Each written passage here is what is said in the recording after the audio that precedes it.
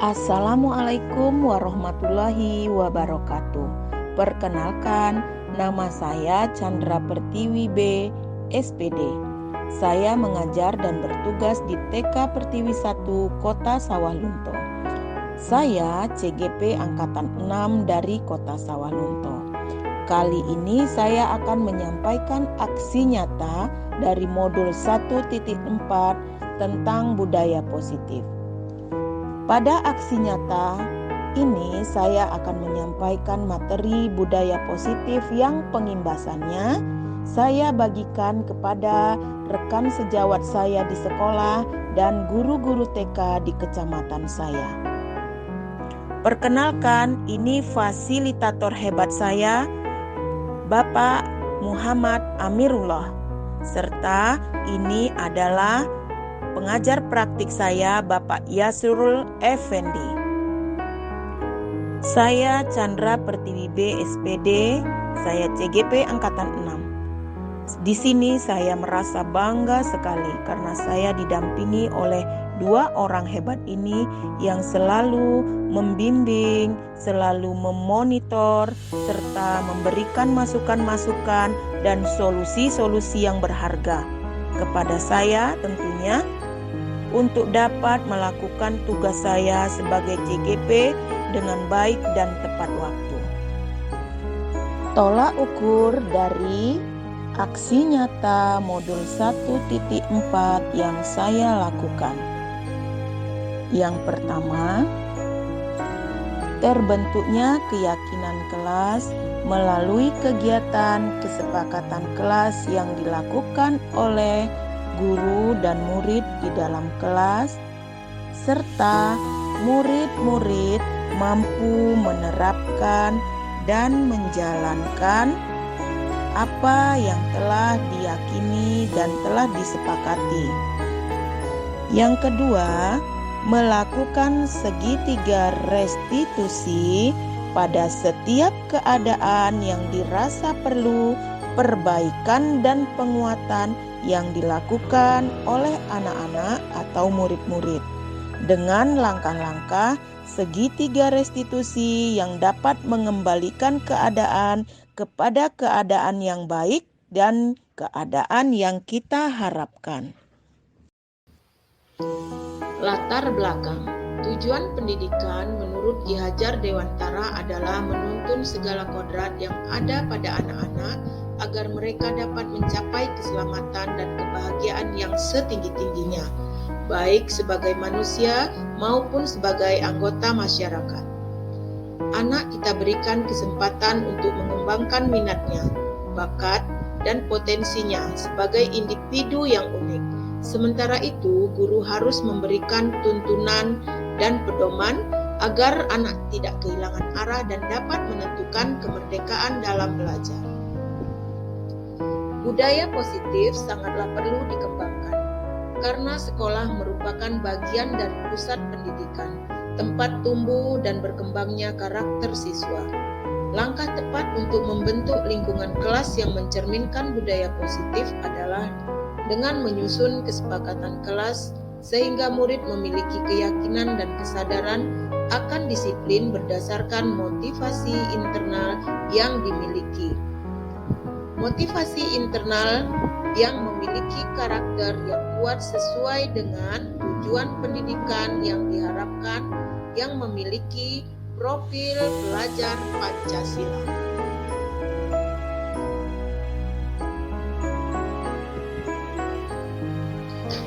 Tujuan aksi nyata di modul 1.4 ini adalah untuk mewujudkan siswa yang berkarakter positif sesuai dengan profil Pancasila, mewujudkan budaya positif di sekolah yang mendukung suasana pembelajaran yang aman, nyaman, dan menyenangkan melalui kesepakatan kelas dan keyakinan kelas yang kita lakukan atau kita sepakati bersama. Untuk aksi nyata kali ini di modul 1.4 tentang budaya positif, saya mengucapkan banyak terima kasih kepada Kepala Sekolah TK Pertiwi 1 di mana Kepala Sekolah TK Pertiwi 1 sangat mensupport dan menyemangati serta mengapresiasi kegiatan saya ini. Serta saya juga mengucapkan terima kasih kepada teman-teman rekan sejawat guru TK Pertiwi 1 Sawah Lunto yang telah mendukung saya sebagai CGP untuk menyampaikan aksi nyata pada modul ini. Bismillahirrahmanirrahim. Assalamualaikum warahmatullahi wabarakatuh. Saya bernama Yusmarita SPD Awud, Kepala TK Pertiwi 1. Di sini guru saya yang bernama Chandra Pertiwi telah mengikuti program guru penggerak yang pada angkatan 6 dan satu-satunya dari TK. Di sini saya sudah memperhatikan kegiatan yang dilakukan oleh guru penggerak ini. Di sini ada budaya positif. Di budaya positif ini dia tuh sudah mengimplementasikannya, sudah berjalan pada murid-murid di sekolah ini dengan menjalankan segitiga restitusi yang sesuai dengan kebutuhan dasar anak, yang menyesuaikan pemecahan masalah dengan posisi kontrol yang tepat, menanamkan budaya positif untuk menciptakan keamanan, kenyamanan, dan kesenangan anak-anak dalam mengikuti proses belajar di sekolah ini. Untuk kedepannya, anak-anak didik ini supaya memiliki jiwa budaya positif yang berjiwa profil Pancasila untuk kedepannya nanti. Hanya itu yang dapat saya sampaikan. Wabillahi taufiq wal hidayah. Assalamualaikum warahmatullahi wabarakatuh. Nah, ini adalah dokumentasi aksi nyata modul 1.4 tentang pengimbasan budaya positif yang saya lakukan dan dokumentasi aksi nyata yang saya lakukan di TK Pertiwi 1 Kota Sawah Lunto. Bismillahirrahmanirrahim. Assalamualaikum warahmatullahi wabarakatuh. Selamat pagi menjelang siang Ibu-Ibu.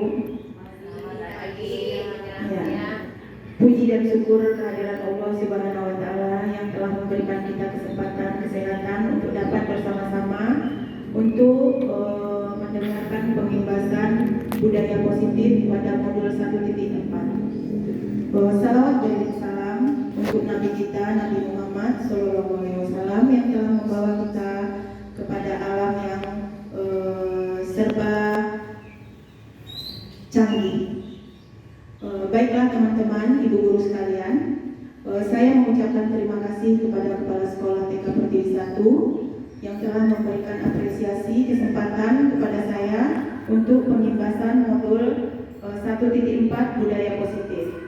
Juga kepada teman-teman saya, guru-guru TK Pertiwi yang telah mensupport dan memberikan semangat untuk saya untuk melanjutkan kegiatan CGP ini. Ibu-ibu yang saya hormati, terima kasih banyak atas kehadirannya untuk pengimbasan ini. Baiklah ibu-ibu sekalian, untuk tidak memperpanjang waktu, saya di sini akan menyampaikan tentang budaya positif modul 1.4 pada pembelajaran atau diklat CGP saya untuk membuat aksi nyata. Baiklah ibu sekalian, modul 1.4 tentang budaya positif. Aksi nyata modul 1.4 mewujudkan budaya positif dengan keyakinan kelas dan segitiga restitusi dalam proses pembelajaran. Saya sendiri Chandra Pertiwi, calon guru penggerak angkatan ke-6. Perubahan paradigma teori stimulus respon ke teori kontrol. Kita awali dengan ini ya Ibu. Lanjut Bu P. Cobalah buka. Bagi ibu-ibu mungkin bisa membaca dari depan ya Bu. Kalau saya dari samping agak blur. Anda dan teman Anda akan melakukan kegiatan. Cobalah buka. Anda adalah tugas Anda adalah mengepalkan salah satu tangan Anda. Langsung dipraktekkan ya Ibu. Coba Anda bayangkan bahwa Anda menyimpan sesuatu yang sangat berharga di dalam kepalan tangan Anda. Anda perlu menjaga benda tersebut sekuat tenaga. Anda karena begitu pentingnya untuk kehidupan Anda. Berarti dalam kepalan kita sangat erat dan kuat karena apa yang kita kepal kita bayangkan sangat berharga dan penting dalam kehidupan kita. Tugas B, rekan Anda. Berarti di rekan sebelah kita ya Bu. Teman Anda B boleh membujuk. Nah, kita praktekkan teman sebelah bukalah. Coba buka. Coba gimana kita membujuk supaya teman kita mau membuka. Membujuk, boleh menghardik, boleh mengintimidasi, memarahi, menggoda, menggelitik, bahkan menawari Anda uang agar Anda bersedia membuka kepalan Anda. Mungkin sebagian orang ada yang begitu ya, itulah cara membujuknya. Ayo Bupi lanjut Bupi. Coba lakukan kegiatan coba buka ini.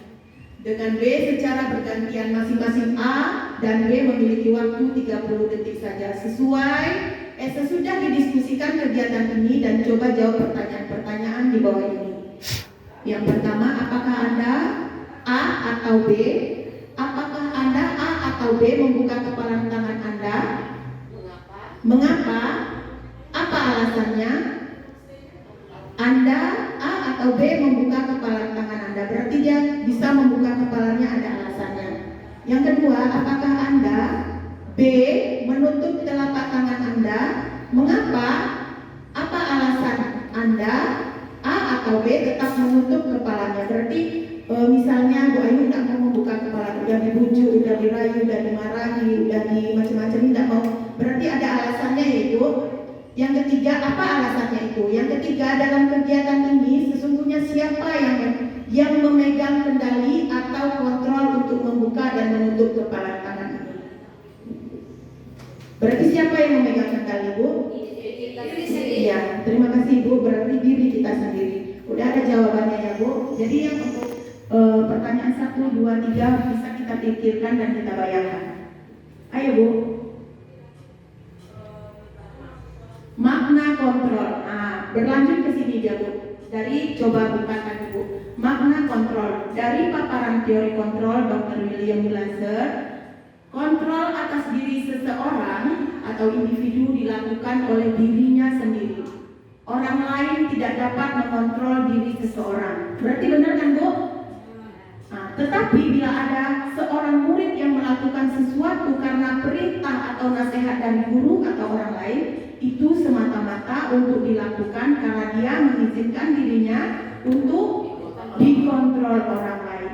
Apa alasannya Bu? Dari titik ini yang kita baca Bu, apa alasannya? Seorang murid melakukan sesuatu karena perintah atau nasihat. Karena apa? Ya, terima kasih Bu. Karena patuh, karena takut, terus ya, karena berharap mungkin dia akan mendapatkan nilai gitu ya setelah melakukannya. Terima kasih Bu. Lanjut Bu.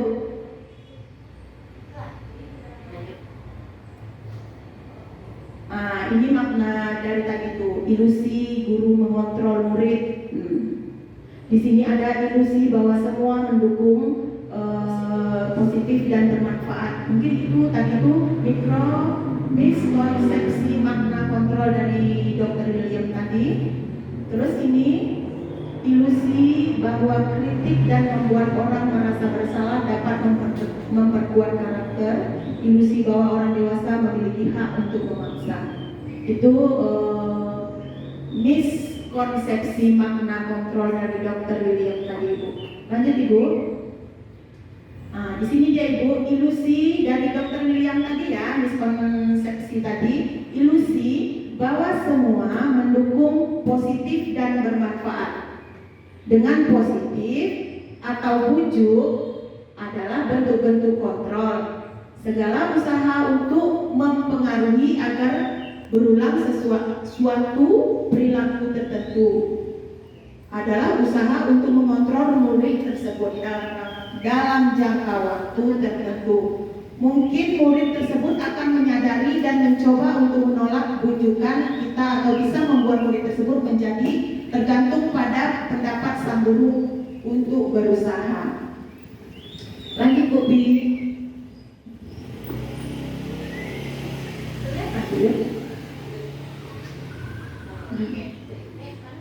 Ilusi miskonsepsi dari Dr. William tadi. Ini ilusi bahwa kritik dan membuat orang merasa bersalah dapat memperkuat karakter. Lanjut Bu Pi. Miskonsepsi makna kontrol dari Dr. William, ilusi bahwa orang dewasa memiliki hak untuk memaksa. Benar nggak Bu? Bahwa orang dewasa yang percaya bahwa mereka memiliki tanggung jawab untuk membuat murid-muridnya melakukan hal-hal tertentu. Apapun yang dilakukan dapat diterima selama ada kemajuan berdasarkan sebuah pengukuran kinerja. Pada saat itu pula orang dewasa akan menyadari bahwa perilaku memaksa tidak akan efektif untuk jangka panjang dan sebuah hubungan permusuhan akan terbentuk. Benar kan Bu? Ya, terima kasih Bu. Silakan lanjut Bu Tri. Perbedaan stimulus respon dengan teori kontrol. Dapat dilihat kalau stimulus respon realisasi atau kebutuhan kita sama, sedangkan teori kontrol kebutuhan kita berbeda. Kalau simulasi respon semua orang memiliki hal yang sama. Kalau kontrol setiap orang memiliki gambaran yang berbeda. Berarti dia kebalikannya mungkin ya Bu, bertolak belakang. Kita mencoba mengubah orang agar berpandangan sama dengan kita. Sedangkan teori kontrol kita berusaha memahami pandangan orang lain tentang dunia.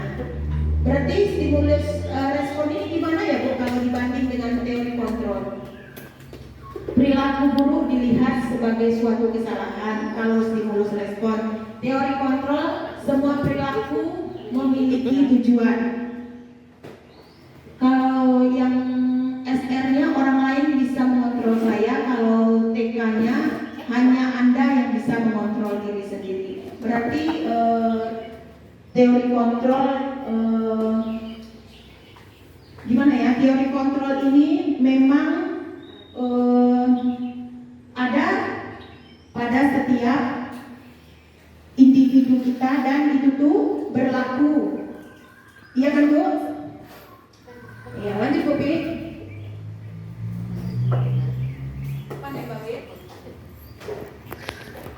Disiplin positif. Sebelum dilanjutkan ke berikutnya,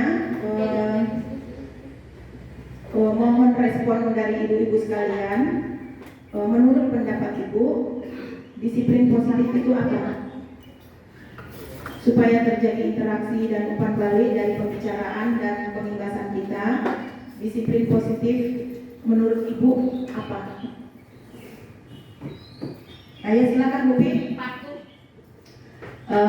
Kata Bu Pi, patuh. Ya, menurut Bu Pi, disiplin positif itu adalah patuh pada peraturan. Ada lagi Bu?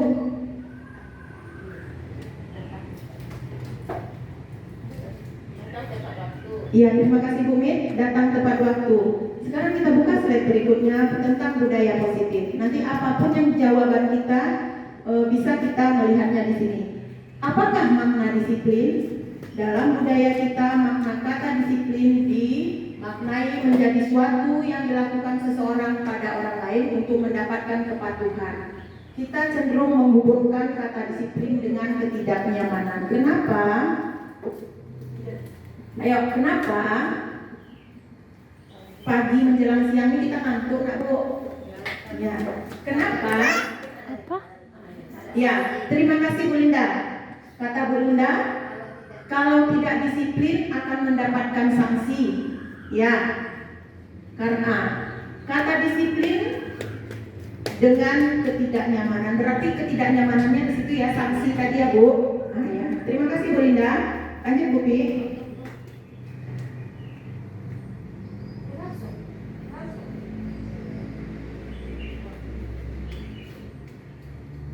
Benar Bu Pi. Disitulah harus ada disiplin yang kuat. Sungguh pun disiplin itu bersifat self disiplin, yaitu kita sendiri yang mewajibkan kita dengan sekeras-kerasnya, tetapi itu sama saja, sebab jikalau kita tidak cakap melakukan disiplin tadi, wajiblah penguasa lain mendisiplinkan diri kita. Dan peraturan demikian itulah harus ada di dalam suasana yang merdeka, harus ada. Kalau kita tidak bisa mendisiplinkan diri kita sendiri, berarti ada penguasa yang mendisiplinkan kita. Lanjut Bu Pi. Dua kali ya itu. Ya, lanjut Bu Pi. Nah itu sambungannya.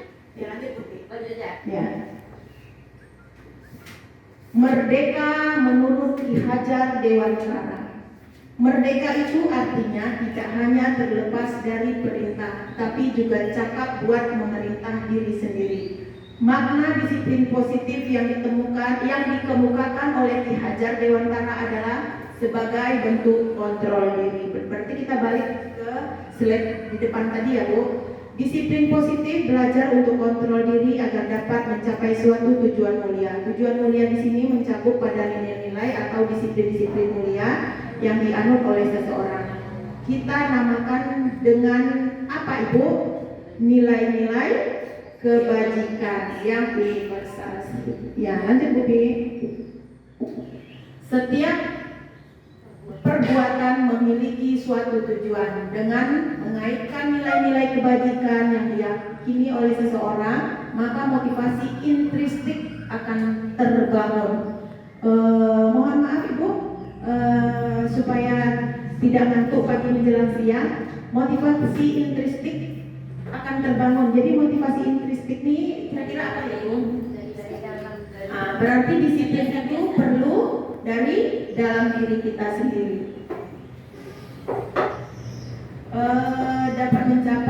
Dapat mencapai tujuan mulia yang kita inginkan. Nilai-nilai kebajikan itu bisa kita lihat dari profil pelajar Pancasila. Profil pelajar Pancasila. Yang pertama, beriman bertakwa kepada Tuhan Yang Maha Esa dan berakhlak mulia. Yang kedua, mandiri. Yang ketiga, bernalar kritis. Yang keempat, berkebinekaan global. Yang kelima, gotong royong. Yang keenam, kreatif. Yang sama-sama sudah kita pahami dan kita ketahui. Benar Bu? Ya, terima kasih Bu. Lanjut Bu Pi. Tujuan penerapan disiplin positif. Tujuan dari disiplin positif adalah menanamkan motivasi menanamkan motivasi kepada murid-murid kita untuk menjadi orang yang mereka inginkan dan menghargai diri sendiri dengan nilai-nilai yang mereka percayai. Ketika murid kita memiliki motivasi tersebut, mereka telah memiliki motivasi intrinsik yang berdampak jangka panjang. Kalau dia intrinsik berarti dia berdampak jangka panjang ya Bu, tapi kalau ekstrinsik sebentar, mungkin karena ada sesuatu. Lanjut Bu B. Motivasi perilaku manusia. Lanjut Bu B. Untuk mendapatkan, jadi motivasi perilaku manusia ini bermacam-macam Bu. Ada yang untuk mendapatkan imbalan atau penghargaan dari orang lain, ada yang menghindari ketidaknyamanan atau hukuman, ada untuk menjadi orang yang mereka inginkan dan menghargai diri sendiri dengan nilai-nilai yang mereka percayai. Lanjut Bu. Hukuman dan penghargaan, konsekuensi dan restitusi. Lanjut Bu. Hukuman bersifat tidak terencana atau tiba-tiba. Anak atau murid tidak tahu apa yang akan terjadi dan tidak dilibatkan. Hukuman bersifat satu arah dari pihak guru yang memberikan, dan murid hanya menerima suatu hukuman tanpa melalui suatu kesepakatan. Berarti bisa kita garis bawahi hukuman ini tidak ada kesepakatan. Lanjut Bu B. Hukuman tidak melalui kesepakatan. Hukuman atau penghargaan. Saat kita berulang kali menjanjikan hadiah kepada anak-anak agar perilaku bertanggung jawab, atau kepada seorang murid agar mempelajari sesuatu yang baru, atau kepada seorang karyawan agar melakukan pekerjaan yang berkualitas, kita sedang berasumsi mereka tidak akan melakukan atau mereka tidak akan memilih untuk melakukannya kembali. Lanjut Bu Pi. Pengaruh jangka pendek dan jangka panjang tentang penghargaan. Bu Yun, seperti yang kita ketahui Bu Yun, penghargaan ini Bu Yun, apa pengaruhnya Bu Yun? Pengaruhnya Iya Bu. meningkatkan semangat belajar. Yang pertama, pengaruh penghargaan adalah meningkatkan semangat belajar. Waalaikumsalam. Ya. Dikat bisa nak bawa kan ke rumah baik. Kita tinggal berapa nih? Bertujuh. Tunggu Pak. Baiklah ibu-ibu sekalian, kita lanjutkan. Hukuman dihukum oleh penghargaan. Pengaruh jangka panjang dan jangka pendeknya adalah penghargaan efektif jika kita menginginkan seseorang melakukan sesuatu yang kita inginkan dalam jangka waktu yang pendek. Jika kita menggunakan penghargaan lagi dan lagi, maka orang tersebut akan bergantung pada penghargaan yang kita berikan, serta kehilangan motivasi dari dalam. Jika kita mendapatkan penghargaan untuk melakukan sesuatu yang baik, maka selain kita senantiasa berharap mendapatkan penghargaan, kita pun menjadi tidak menyadari tindakan baik yang kita lakukan. Jadi di sini dihukum oleh penghargaan. Jadi penghargaan itu rupanya ada sisi positif dan sisi negatifnya. Lanjut Bu Pi. Penghargaan itu tidak efektif. Kenapa? Suatu penghargaan adalah suatu benda atau peristiwa yang diinginkan yang dibuat dengan persyaratan. Jadi berarti dibuat dengan persyaratan. Hanya jika Anda melakukan hal ini, maka Anda akan mendapatkan penghargaan yang diinginkan. Yang kedua, jika saya mengharapkan sesuatu penghargaan dan tidak mendapatkannya, maka saya akan kecewa dan berkecil hati. Benar kan Bu? Yang ketiga, jika kita memberikan seseorang sesuatu penghargaan untuk melakukan sesuatu, maka kita harus terus-menerus memberikan penghargaan itu. Jika kita ingin orang tersebut meneruskan perilaku yang kita inginkan. Yang keempat, orang yang berusaha berhenti merokok. Ini dicontohkan ya Bu, atau orang yang berusaha diet menguruskan badan. Bila diberikan penghargaan, pasti pasti tidak berhasil. Karena apa? Karena dia penghargaan itu tidak efektif. Disitulah dia ketemunya dari cerita dan contohnya. Lanjut Bu Pi. Masih ada ini penghargaan merusak hubungan. Mungkin jadi penghargaan itu tidak efektif. Penghargaan itu bisa merusak hubungan. Ketika seseorang diberi penghargaan atau dipuji di depan orang banyak, maka yang lain akan merasa iri. Jadi penghargaan merusak hubungan. Kalau kita kaitkan dengan anak usia dini atau anak-anak TK kita gimana Bu? Satu anak kita berikan penghargaan di depan anak-anak lainnya. Yang lain merasa iri. Oh iya, benar kan Bu? Berarti penghargaan bisa merusak hubungan. Dia merasa iri dengan teman yang dapat tadi penghargaan. Terus dia bisa istilahnya merusak hati ya, merusak hubungan dan merusak hati. Lanjut Bu Pi. Penghargaan mengurangi ketepatan. Apa yang dimaksud di sini Bu? Anak-anak diminta mengingat kata-kata tertentu. Kemudian mereka diminta mengambil kartu yang berisi kata-kata yang diingat tersebut setiap kali muncul. Berapa anak diberikan permen setiap mereka memberikan jawaban yang benar, dan sebagian hanya diberitahu saja bila jawaban kamu benar. Jadi hasilnya apa Bu? Anak-anak yang mendapatkan permen jawabannya banyak yang tidak dapat dibandingkan anak-anak yang hanya diberi tahu jawaban kamu benar. Berarti yang di sini anak-anak yang mendapat permen banyak yang menjawab karena dia mengharapkan penghargaan. Tapi kalau misalnya yang benar menjawab, cuma kita bilang jawaban kamu benar, bagus, berarti terkalahkan sama yang anak yang karena benar dikasih permen. Oke Bu Pi, lanjut. Penghargaan menurunkan kualitas. Kenapa? Pengamatan dilakukan pada sekelompok mahasiswa yang sedang bekerja praktik di sebuah surat kabar universitas. Bisa ibu-ibu baca ya, yang judulnya tentang berita utama. Seiring waktu mahasiswa tersebut semakin mampu bekerja dengan tepat. Kemudian ada beberapa mahasiswa yang dibayar untuk setiap judul berita utama yang mereka mampu hasilkan. Dan setelah beberapa lama mahasiswa yang dibayar ini hasil kerjanya berhenti berkembang. Penghargaan menurunkan kualitas. Berarti di sini menurunkan kualitas karena dia cuma karena mengharapkan penghargaan, jadi apa-apa yang dilakukannya itu tidak optimal. Jadi semata-mata hanya ingin mendapatkan penghargaan.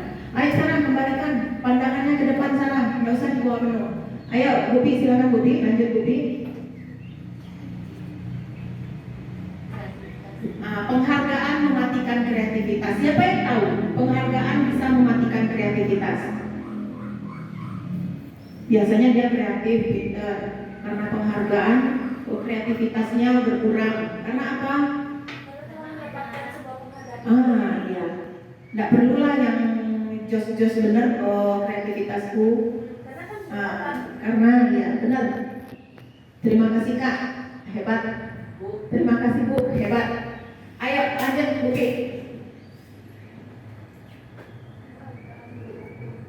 Penghargaan menghukum. Mereka yang tidak mendapatkan penghargaan misalnya dalam sistem ranking, mereka yang mendapatkan ranking kedua akan merasa paling dihukum. Memberikan penghargaan dan hukuman adalah hal yang sama karena keduanya mencoba mengendalikan perilaku seseorang.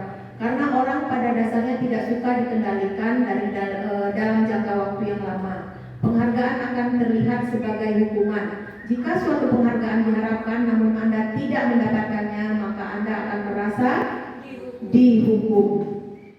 Berarti diri kita ya. Motivasi dari dalam diri atau intrinsik itu sangatlah penting untuk mencapai atau mendapatkan sesuatu seperti penghargaan, hukuman, konsekuensi dan lain-lainnya. Pokoknya yang dari dalam diri itu jangka waktunya bertahan lama. Tapi kalau dari luar karena penghargaan karena yang lain-lainnya itu jangka waktunya pendek. Lanjut Bu Pi.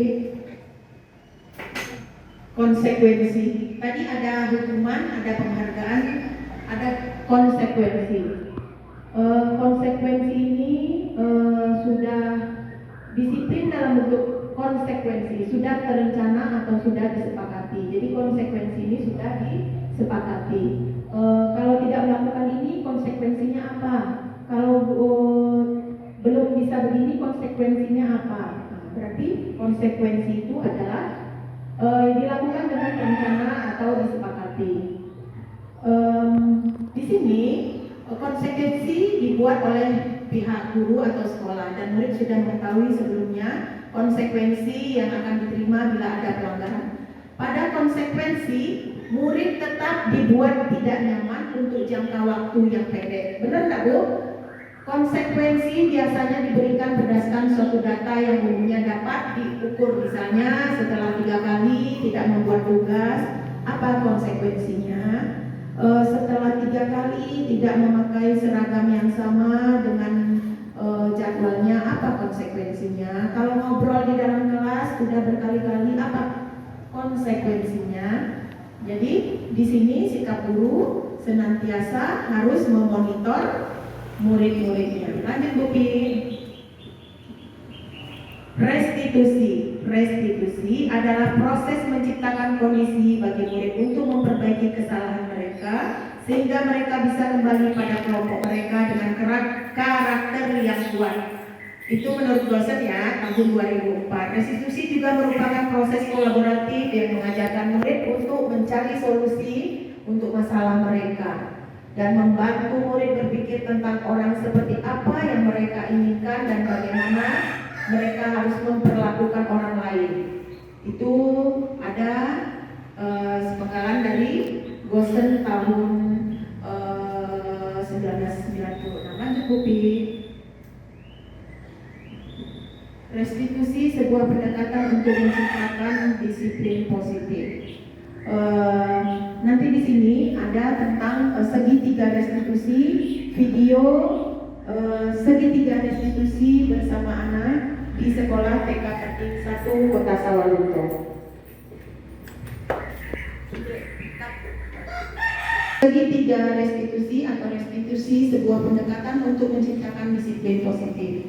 Ciri-ciri restitusi yang membedakan dengan program disiplin lainnya. Restitusi bukan menebus kesalahan, namun untuk memberi pembelajaran dari kesalahan.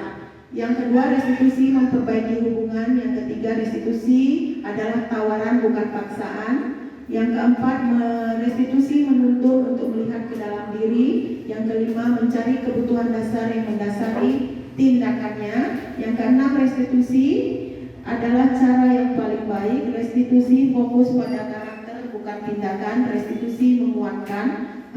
Berarti di sini Bu, yang nomor 8 ini setelah kita melakukan segitiga restitusi kepada anak yang sudah dilakukan praktek nyata, restitusi adalah dapat menguatkan. Restitusi fokus pada solusi, restitusi mengembalikan murid yang berbuat salah pada kelompoknya. Lanjut Bu Pi. Ini identitas gagal, identitas sukses dalam hukuman, disiplin, konsekuensi, dan restitusi. Kita break sebentar ya Bu.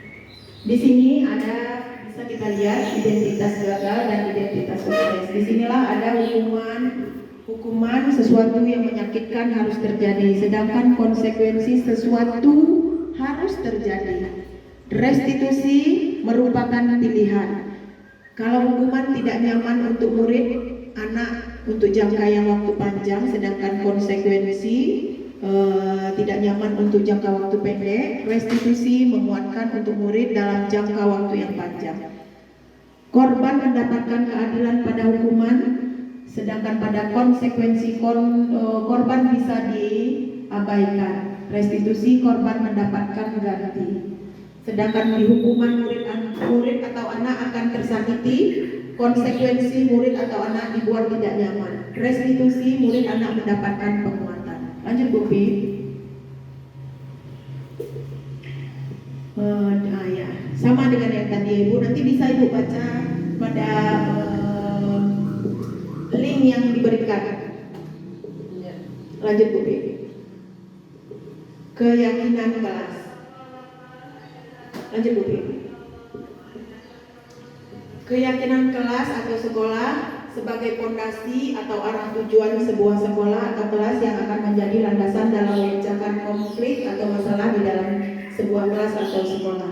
Peraturan yang diberikan, apa nilai-nilai kebajikan, di balik peraturan tersebut, apa tujuan utamanya dan menjadi kenapa tidak menjadi tertarik atau kuat sehingga hanya sekedar mengikuti serangkaian peraturan-peraturan saja yang mengatur mereka tanpa memahami tujuan kalian. Lanjut Bu Pi.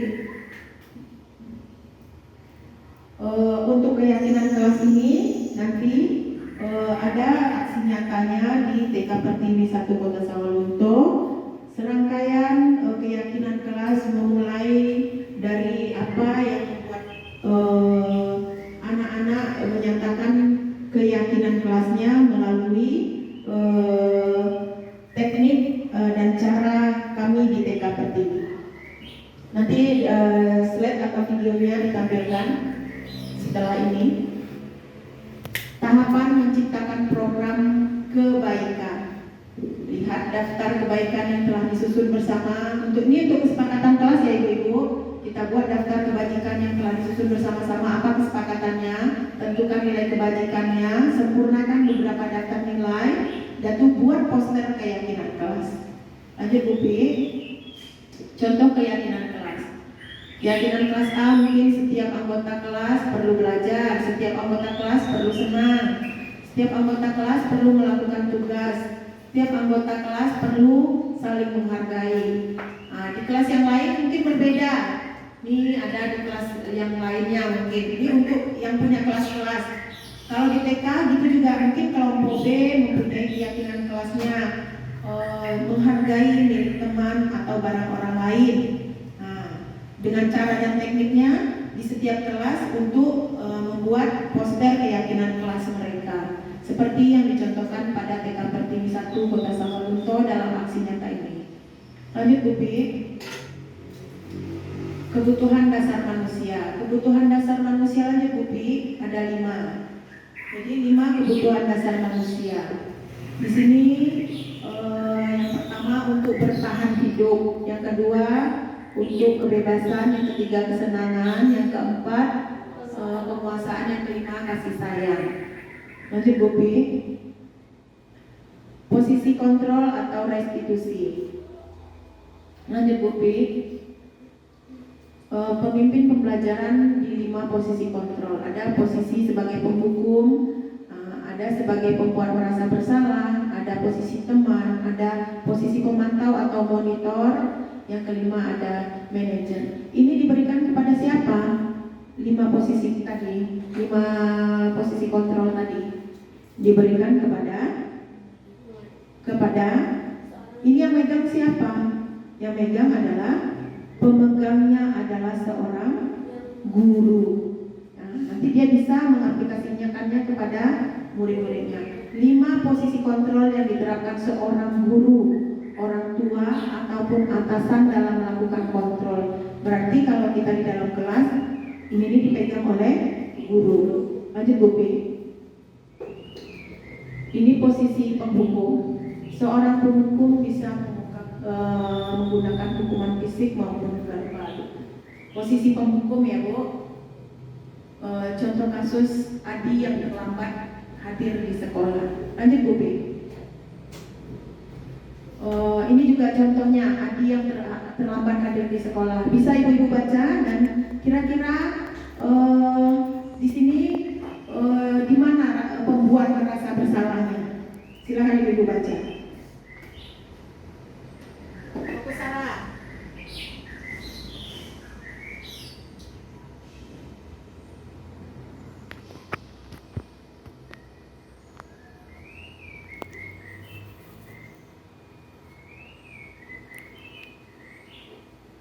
Membuat merasa bersalah.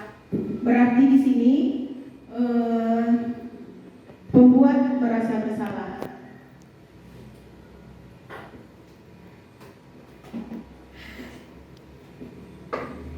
Maksudnya di sini apa Bu? Jadi di sini pembuat rasa bersalah akan menggunakan keheningan yang membuat orang lain merasa tidak nyaman, bersalah atau rendah diri. Kata-kata yang keluar dengan lembut akan seperti diposisikan murid akan memiliki penilaian diri yang buruk tentang diri mereka. Itulah kata-kata yang keluar. Murid merasa tidak dihargai dan telah mengecewakan orang-orang yang disayanginya.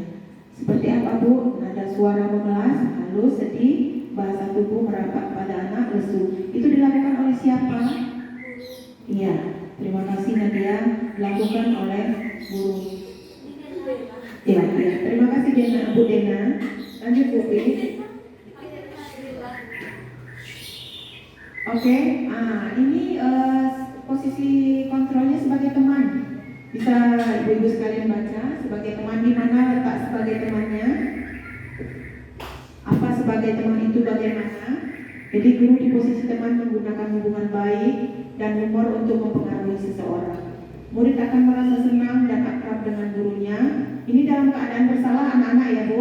Murid akan merasa senang dan akrab dengan gurunya.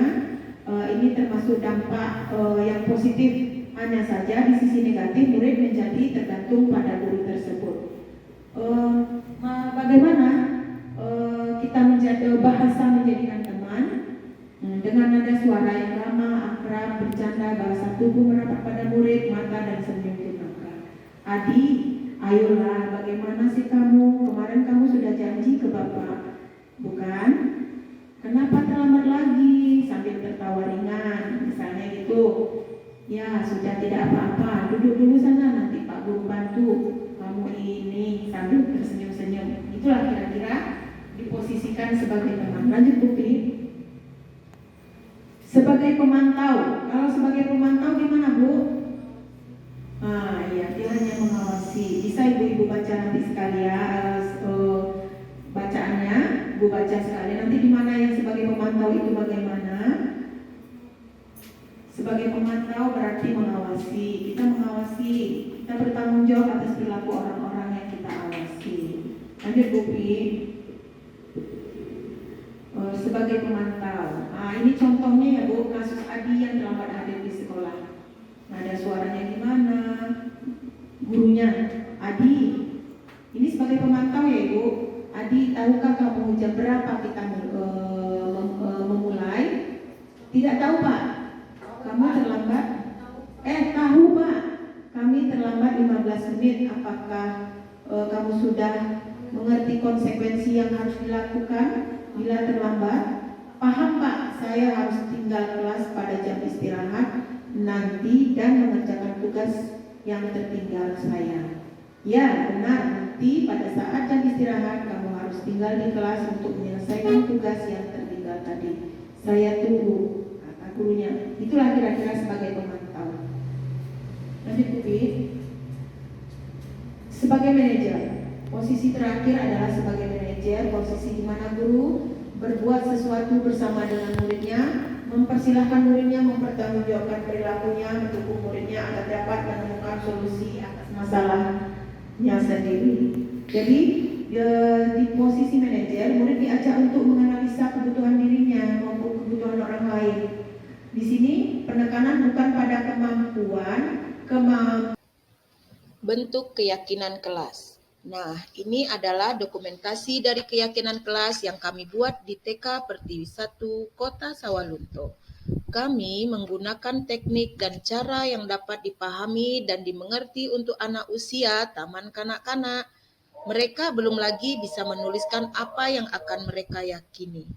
Tetapi dengan teknik ini, insya Allah keyakinan kelas dan kesepakatan kelas yang saya harapkan dapat menghasilkan seperti apa yang saya inginkan. Di sini saya menggunakan teknik bercerita terlebih dahulu untuk penjelasan keyakinan kelas. Kemudian membuat simbol-simbolnya dengan gambar. Melalui gambar inilah anak-anak menuangkan imajinasinya tentang keyakinan kelas, apa yang akan mereka pilih dan gambarkan.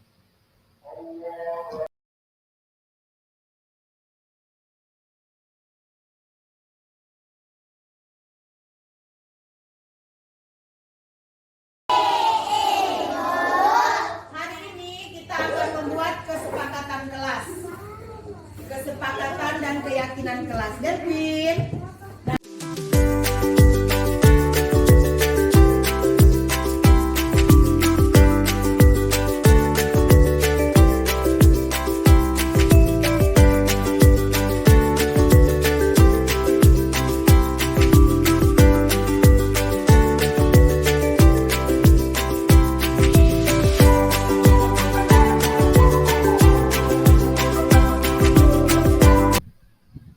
Segitiga restitusi.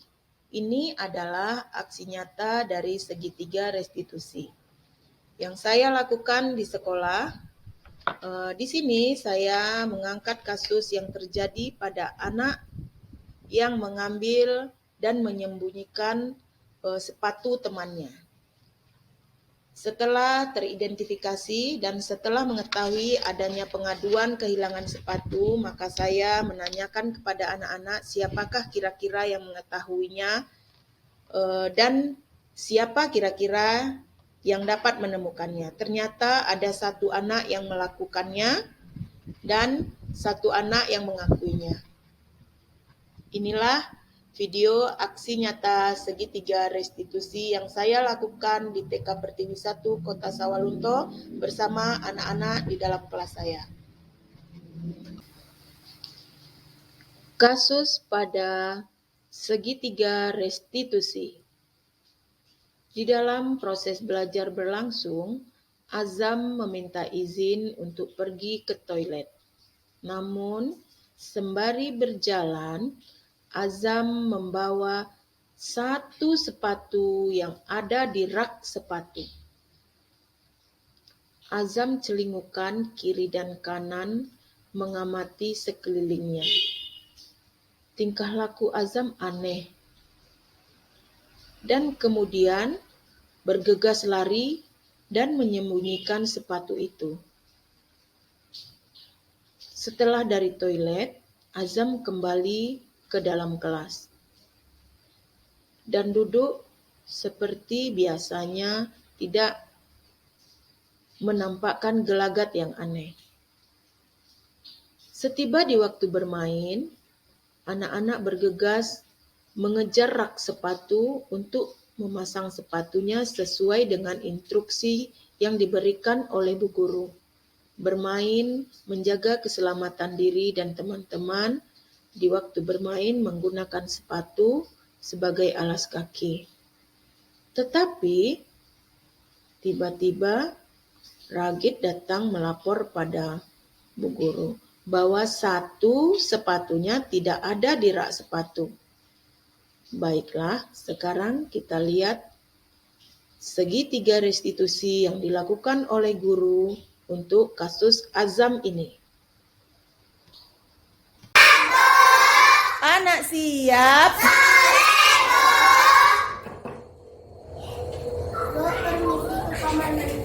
Silakan Azam.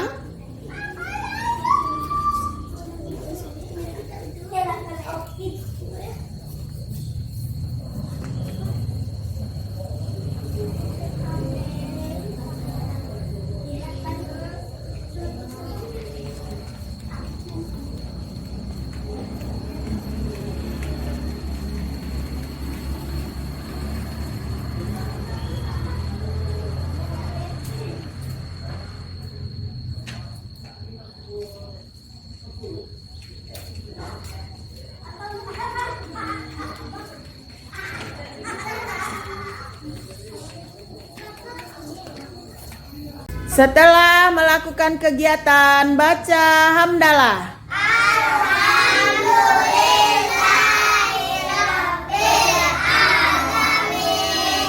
Segala puji Tuhan semesta. Anak Bu Guru, anak soleh, waktu bermain di luar jagalah keselamatan diri sendiri dan teman-teman juga. Tebarkan rasa kasih sayang, tidak boleh menyakiti. Silakan anak Bu Guru bermain bebas, pasang sepatunya.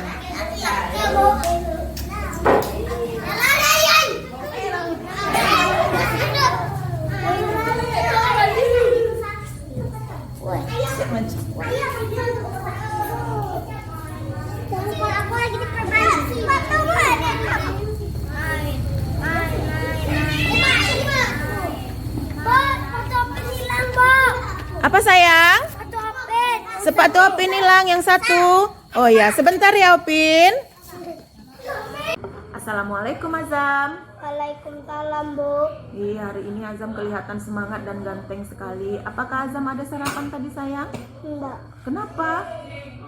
Pengen cepat pergi sekolah. Pengen cepat pergi sekolah. Ketemu siapa di sekolah? Kendo. Ketemu Kendo, ketemu teman-teman. Azam nih hebat ya nih. Tadi Azam pasti minum susu enggak Azam tadi? Jadi makanya Azam kebelet pipis tadi ya. Tadi Azam ke kamar mandi bawa apa? Sepatu. Bawa sepatu? Untuk apa Azam bawa sepatu? Aku mau menyuruhin. Azam mau suruhin, mau sembunyiin. Mau sepatu siapa kira-kira tuh? Sepatu Marcel. Sepatu Marcel. Kenapa kok sebelah aja cuma satu yang Azam bawa? Aku mau lihat. Azam mau lihat? Azam mau lihat. Kenapa emangnya sepatu Marcel? Bagus. Bagus. Subhanallah, Masya Allah bagusnya lagi. Azam, kalau Azam mau lihat kan tidak harus Azam bawa dan sembunyikan. Tadi si Marcel payah cari sepatunya kan? Jadi tindakan yang Azam lakukan tadi itu salah apa benar? Salah. Salah. Kenapa salah? Karena Azam sembunyi. Karena Azam sembunyiin. Bikin Marcel bingung ya. Bu, sepatunya sepatunya hilang satu katanya gitu ya. Sepatunya disembunyikan satu. Jadi Azam kalau kepingin lihat sesuatu, Azam bilang aja sama temennya, teman, aku mau lihat sepatunya bagus, oke?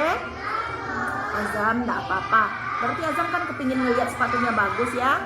Setiap orang pernah melakukan kesalahan. Mungkin teman-teman Azam, Bu Guru juga pernah, karena kepingin lihat bagusnya Nak Zam. Tapi kan ada caranya Nak Zam. Kita harus pamitan dulu kalau mau melihatnya. Tapi itu bukan Azam sendiri aja yang kayak gitu kok, Bu Ted pernah juga, teman-teman yang lain pernah juga. Terus Azam, kira-kira kalau si Marcel, si Gopin kehilangan sepatu kayak tadi tuh sama Azam, kira-kira senang apa enggak dia, Zam? Enggak. Jadi keyakinan kelas apa yang udah kita sepakati tentang barang orang lain, Zam? Menghargai milik orang lain. Pintar Azam. Jadi kita tuh menghargai milik orang lain. Jadi lain kali Azam kalau kepingin, Azam bilang aja sama temennya mau lihat gitu ya, oke? Terus jadi kalau misalnya Azam kepingin nih ada sepatu Gopin, Azam kepingin, Azam mau gimana lagi? Kalau besok-besoknya Azam mau jadi orang pemaaf, mau bilang baik-baik sama Gopin ya. Gopin, aku mau lihat sepatu kamu, mau jadi orang hebat yang baik gitu Nak Zam. Jadi kalau Azam kepingin sesuatu, Azam harus bilang sama orang yang punyanya. Oke Azam? Oke. Terima kasih Azam. Mudah-mudahan Azam menjadi anak yang hebat lagi ya. Kalau kepingin sesuatu tolong dikatakan dengan jujur. Halo teman-teman, nama saya Azam. Kalau saya ada masalah, Bu Ted tidak bakal marah, tapi Bu Ted bakal bawa bercerita.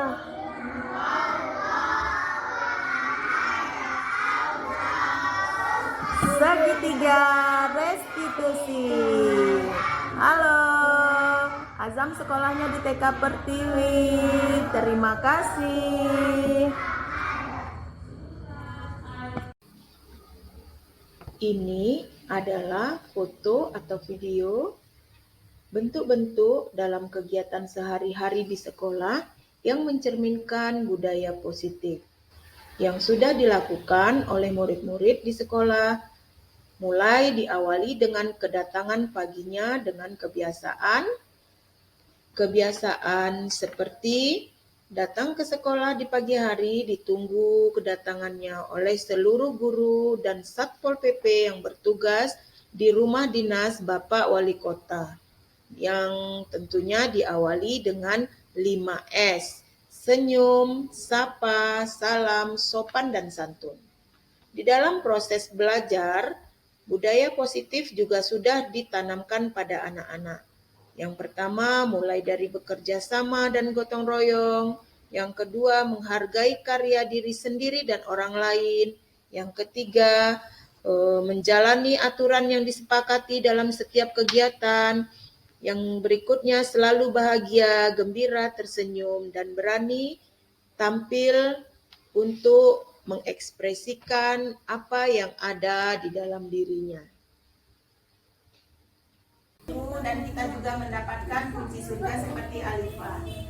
Nah, seperti biasa anak Bu Guru, apa gunanya kita berinfak dan bersedekah? Mencari kunci surga. Nah, untuk mencari kunci surga, kita akan pergi ke panti asuhan. Kita akan berbagi di sana. Yuk.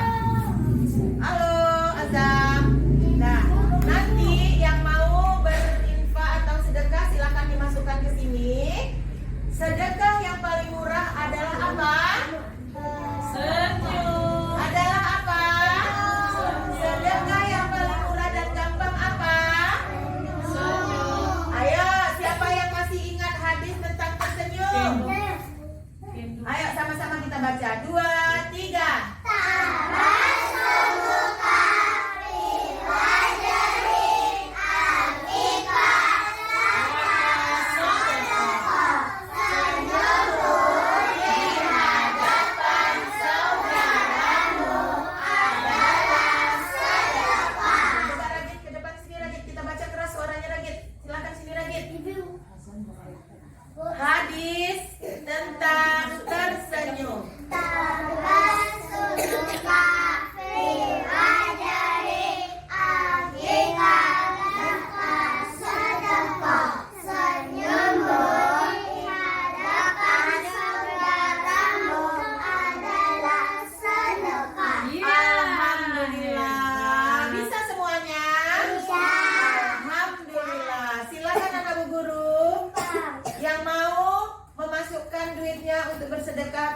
silakan berdiri.